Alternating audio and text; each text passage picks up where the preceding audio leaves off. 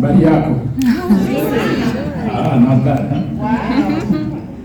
Yeah, so you heard from many people across the continent yesterday, and then you heard from my brother from the United States, and then you're going all the way south now to the Caribbean. Wow. I work in the US, but it's similar. Afrobeats exchange for some reggae, soca, dance hall. You know. But what I was doing in the back, I was actually sitting down and listening to everyone.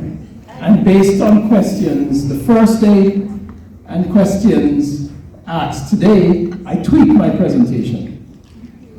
So if there's something that you need to ask after, please do not hesitate, because hopefully you'll see that some of the items in the presentation may answer some of your questions. So instead of just the complex health needs of people with epilepsy and autism, based on the questions, I'm going to try and link the connections between epilepsy and autism for you. Why, how, and what happens because of it. And then my colleague will come up and discuss a lot of the management of many of the conditions that afflict both. Yeah? So, I actually engage in access to acute seizure management. I learn constantly about semiology and from parents, because parents are experts for their kids. And we're often wrong with great intentions. And that's important to note, that as physicians and providers, things sometimes change over time. So first, let's look at autism itself. So neuropathological studies have implicated parts of the brain. Implicated, let's see if this works.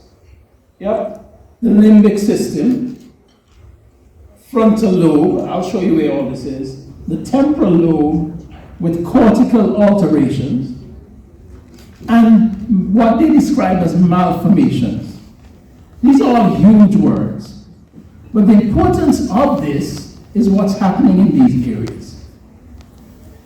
And also, autism, like epilepsy, is not a monolith. So there are many different causes for both autism and epilepsy. So what are the similarities between the two? Why are we even discussing this? How do seizures and epilepsy affect neurocognition? Are there specific epilepsy syndromes that are more predilected or prone to having autism? What does genetics have to do with the whole thing? Does anti-seizure medications that your children are on affect behavior, negative or positively? How easy is it to diagnose the different types of epilepsies in autism? And how accurate are we? These are many questions that I'm sure you ask all the time when your daughter, son, or wife, whomever, has epilepsy. But it's even more pertinent in autism when you're taking care of someone with autism. Because, as you will see, behavioral manifestations tend to occur in both. Because you heard a lot about connectivity today with autism. It's very similar with epilepsy. There's connectivity and there are pathways. And I gave this description before and wasn't going to do it again, but based on the questions asked, I think it's pertinent again. So I spoke about, I'm going to pronounce this wrong, I always do, a matatu.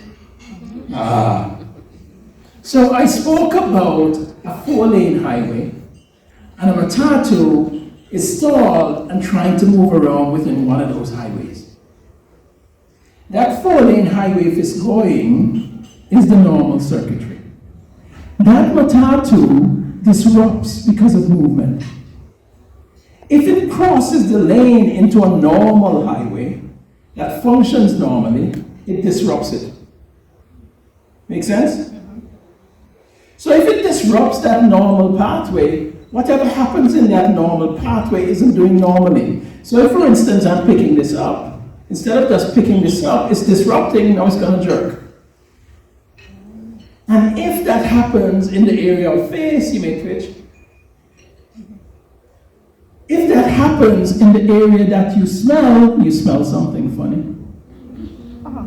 If that happens in the middle part of the temporal lobe, you may get a rising, or you may... If that happens in the emotional part, then you freak out. They look scared. They're not hurting, but they look scared. Right? But let's think, let's jump, skip a little bit. Let's think of the same highway. Now you have autism, and let's jump away from the highway for a little bit and look at these roses. If you look at these gorgeous roses, and I tell you, in those orange roses, it may not be quite orange. My wife tells me I'm colorblind. But the orange-looking roses, if there was a straight line for orange roses, pretty boring, but that's neurotypical. But if I tell you to go from the bottom to the top, and it's not a straight line, on that beautiful bouquet, you're going to hop, skip, and jump to get to the top. That's not neurotypical. But you're still getting to the top. And sometimes you get to the top in a more colorful way.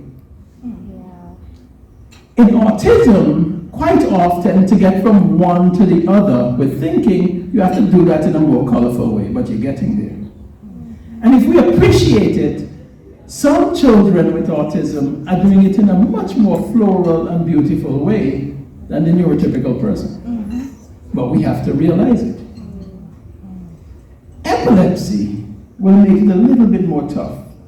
Because when the rose is here and epilepsy comes, it bounces the rose out the way. Let's jump back to the highway. The management of epilepsy, and somebody explained it perfectly for me.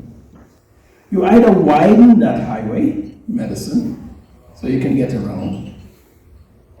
They have devices that block every time you move, vagus nerve stimulator. You try and block the car from getting into a wrong highway.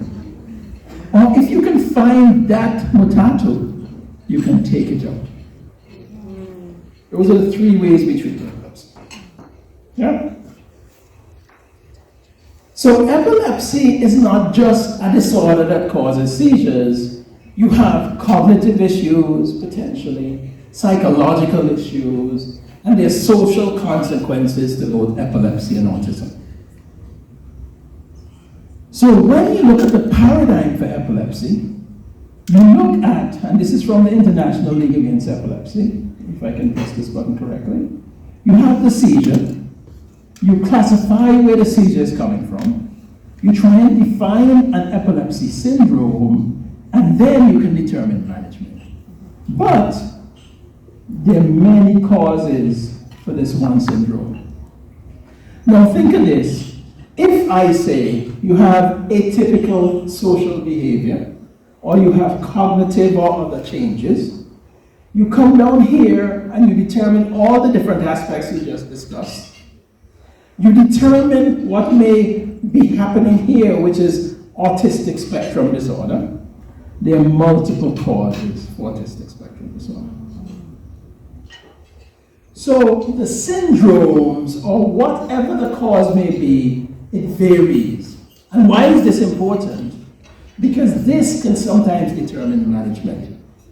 So not everybody is managed the same. Yeah? So in epilepsy, this is the way I see the brain. And I see connections. So when you tell me the face used to twitch, that's right here. It's very close to this temporal lobe. And the middle part of the temporal lobe cause you to be scared, smell something funny, and cause a rising sensation. If you tell me that the person has frequent seizures during the night, quite often it's the frontal lobe, but I'm going to get a neuropsychologist to look for dysfunction. Because I know sitting in this huge area, the social aspects, the consolidation of memory, the language area on the left, so you may have language dysfunction, etc., etc. And And this dysfunction may occur even before you start having seizures. So once that circuitry is being built, you may have autistic symptoms, but that same underlying substrate, as you get older, may kindle different areas and may cause epilepsy. Okay? So therefore, all these areas described, you have the social, language, sensory, motor, cognitive, the amygdala, very, very hot in epilepsy. Orbitofrontal is right here. Temporoparietal, insula causes the drooling, etc. All of these are also affected in autistic spectrum disorder. So then you ask, how come it happens in some people and doesn't happen in others? I could ask the same question to people without autism. How come seizures and epilepsy happen in some people and don't happen in others?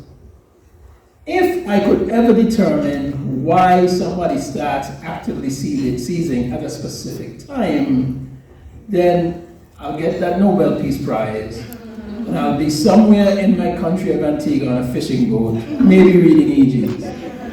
Yeah? But we have to manage it.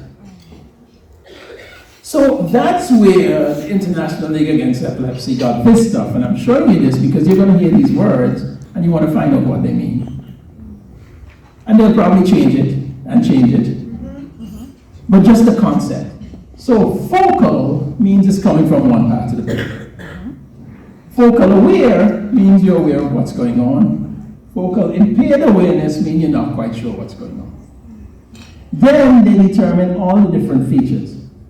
So autonomic is when you, that's an autonomic feature. Atonic is drop. Clonic is jerking. Tonic is stiffening. Myoclonic, rapid lightning-like jerk. Yeah? Hyperkinetic is the flailing type movements. So you hear all these big terms. What you need to do is ask your doctor exactly what that means. You go down and you have the generalized epilepsies, but I just told you it's a circuitry problem, usually in one area. So quite often in children with autism, they have focal seizures because they have a circuitry problem in a set area. So there's a link. Not that they can't generalize, but frequently it's focal. Yeah. I think I'm going too slow, so I'll pick up a little bit. So this was a colleague of mine who was a resident, but was a graphic designer.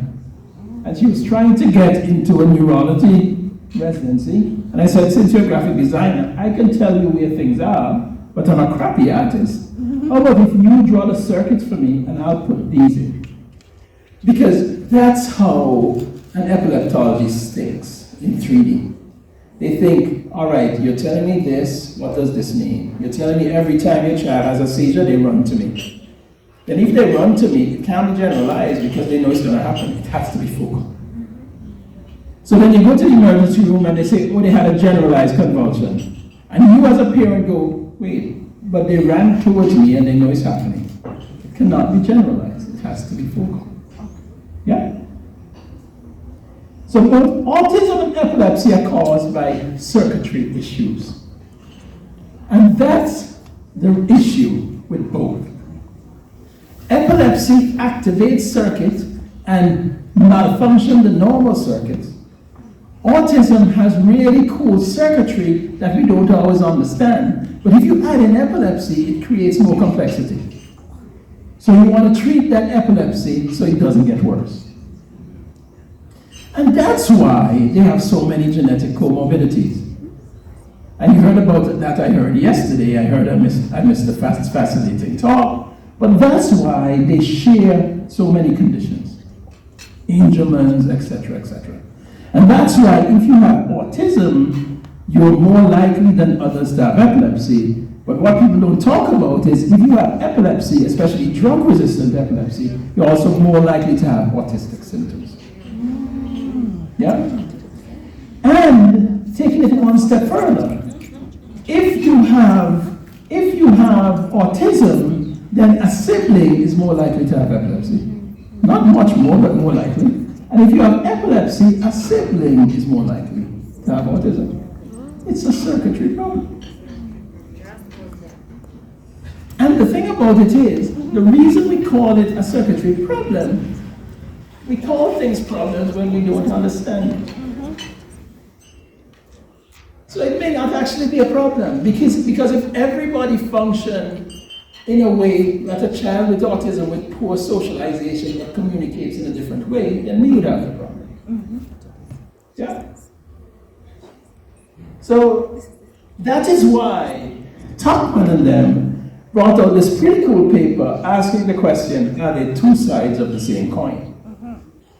Because of prevalence and other reasons.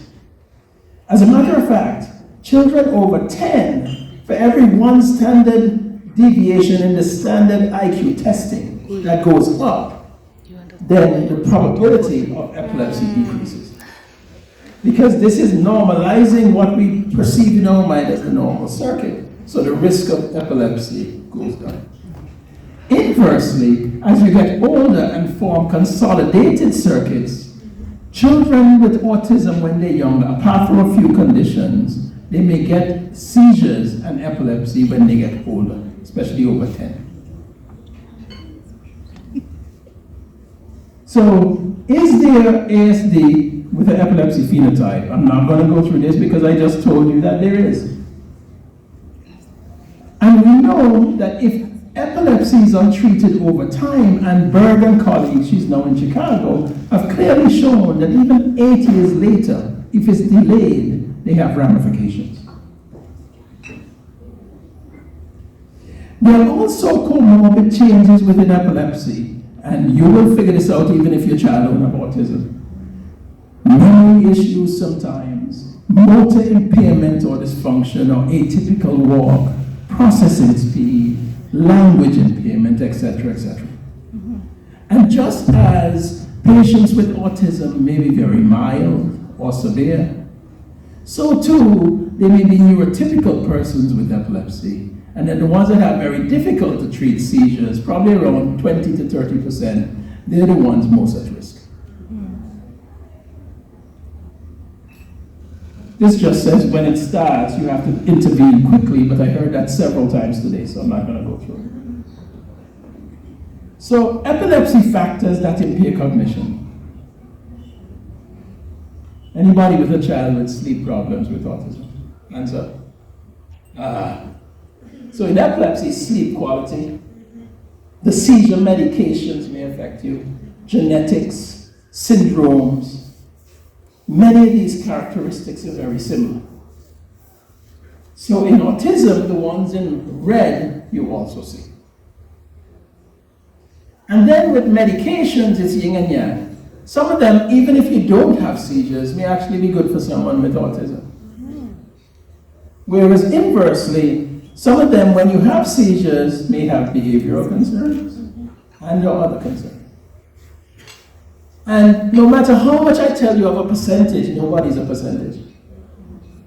So if you look at Keppra or levetiracetam, people talk about behavior, but in the studies, about 30% may have had behavioral changes, but 15% behavior improved. So no matter who comes up here and spew percentages, as I often do because I'm academic, your child is not a percentage. This is just looking at what happens with sleep architecture. When you take medicines, you often go, oh man, it's going to make my child sleepy. This is just to show you that they have some medications that you treat with epilepsy that may actually cause paucity of sleep or difficulty sleeping, or it may disrupt sleep at night.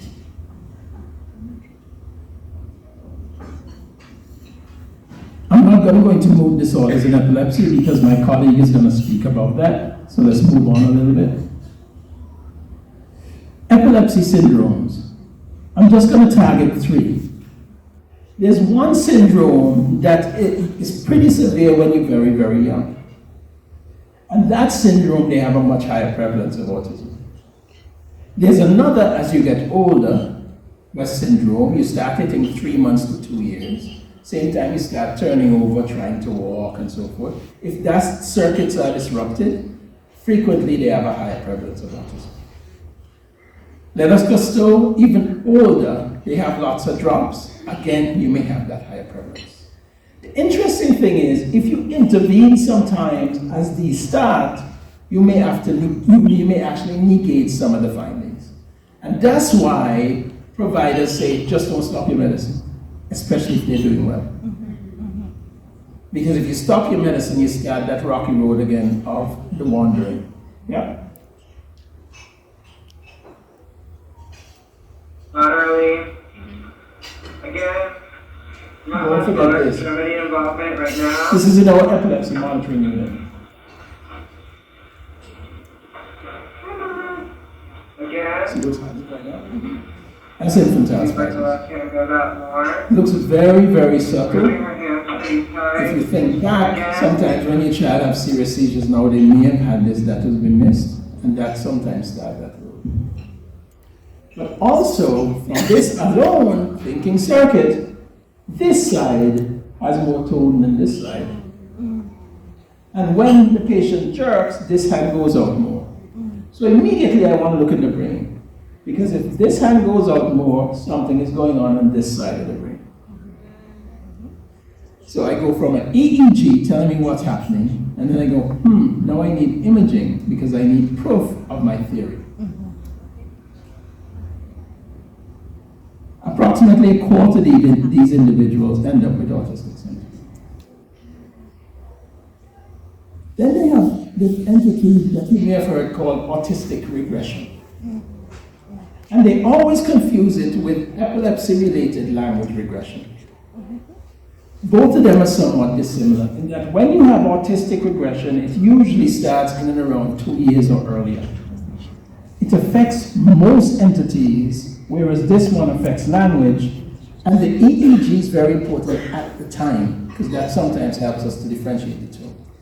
I'll tell you what happens, because I go to St. Lucia, Antigua, Tobago, and I'm in Austin usually. No matter where I go, what tends to happen is, when somebody starts having this regression in language, and families come to the physician and tell them there's something wrong, no matter where I am, there's always a delay. Because the physician usually goes, oh, there's a spectrum, maybe it happen. Don't worry about the language, will come on a bit later. And they don't take this as so they don't get an EEG and don't work it out.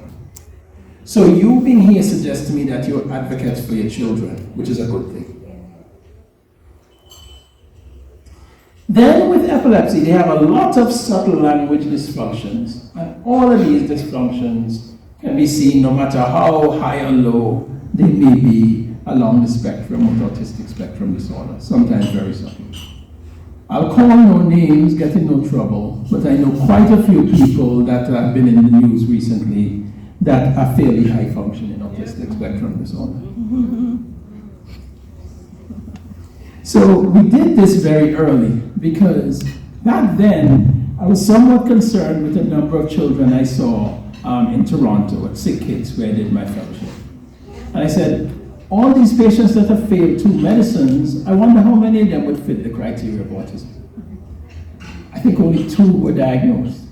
So we gave them the questionnaire, and about a third of them fit the diagnosis, and everybody had attributed it to epilepsy. So, autistic children have repetitive movement. They're moving quickly now. May have poor communication, are often withdrawn, often have worse sleep pathology. How do you diagnose subtle seizures? Because I can take out autism and just put in epilepsy here for many of the kids I see. Because I don't see the 70% that do great. I tend to see that 30%. This is a paper I wrote based on 3 kids that would plug their ears like that and start plugging. And I saw the one kid because he had a generalized seizure. But in hindsight, the parents had been telling everybody he was plugging his ear in a certain way and he would scream out for an alert. My mentor at the time, Carter Sneed, said, oh, I have 2 others that were just like that had seizures, and and it was coming from an area called the auditory cortex. So we did an EEG, and sure enough, he had a lesion in the auditory cortex. It's gone. Over. So how many times you see kids plug their ears? So you obviously can't do an EEG in everyone that plug their ears, but they plug theirs all the time. So how do you determine the direction?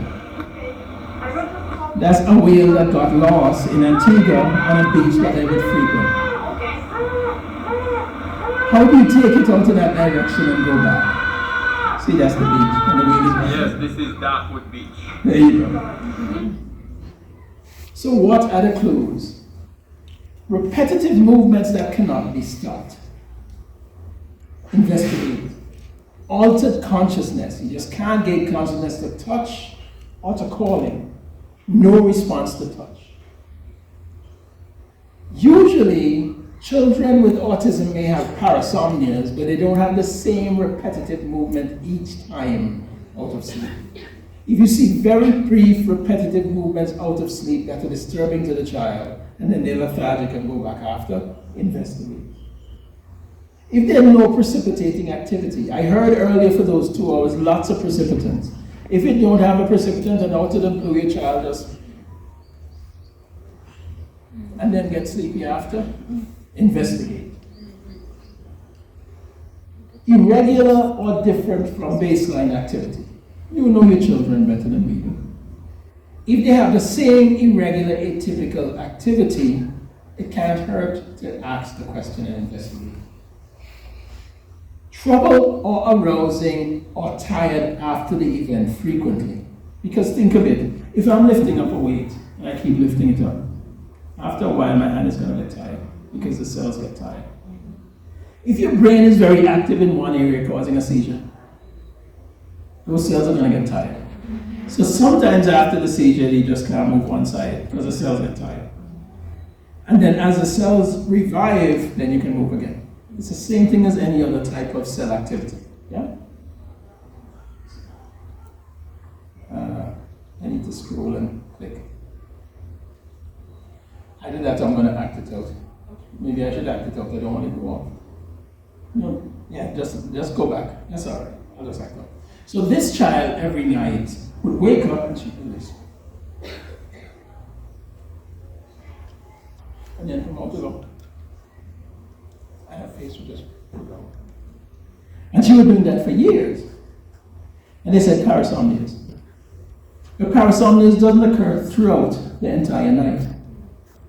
And you look for little cues that these guys called Penfield and Jasper in 52 described in this little textbook.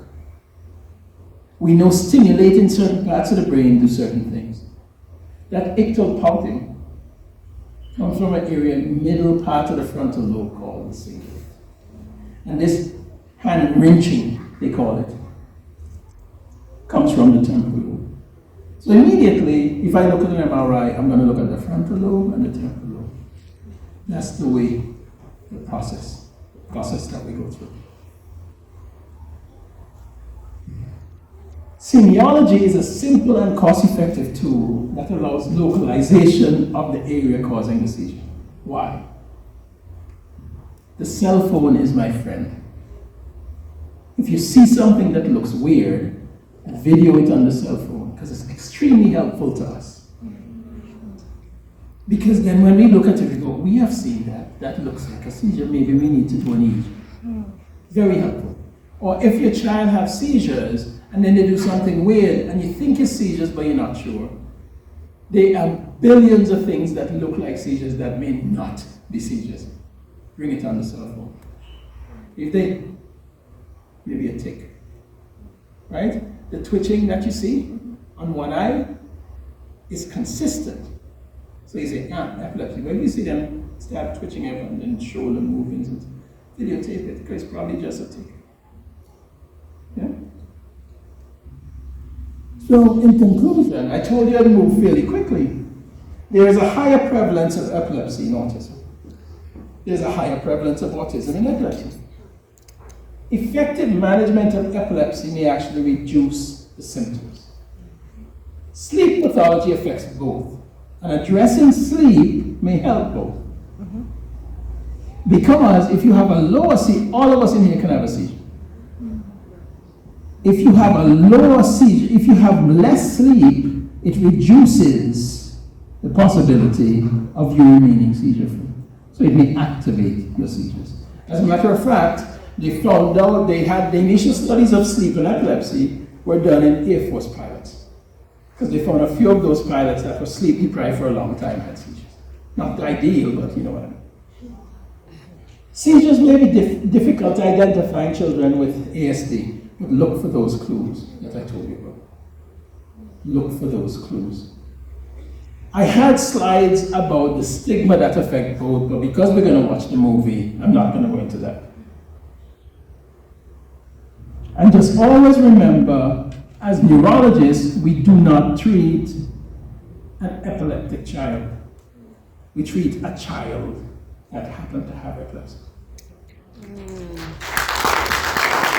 We do not treat an autistic child. We have a child that happens to have the characteristics of autism. Okay? And I'll leave it there. So I have a team of people that work with me, but I'm here hanging out with my colleagues in Eldoret, and somebody decided, oh, you're going to Kenya, maybe I can pull you over. Oops. So, from my beautiful island, and from African diaspora in those countries, we thank you. And lastly, the question about the ketogenic diet, I just put this in. We just introduced the diet in 5 countries. But you have to be very culturally sensitive to the types of foods. Because you'd be surprised, but avocado is an amazing food for the ketogenic diet. It's an exact 4-to-1 diet. So it can happen. Thank you.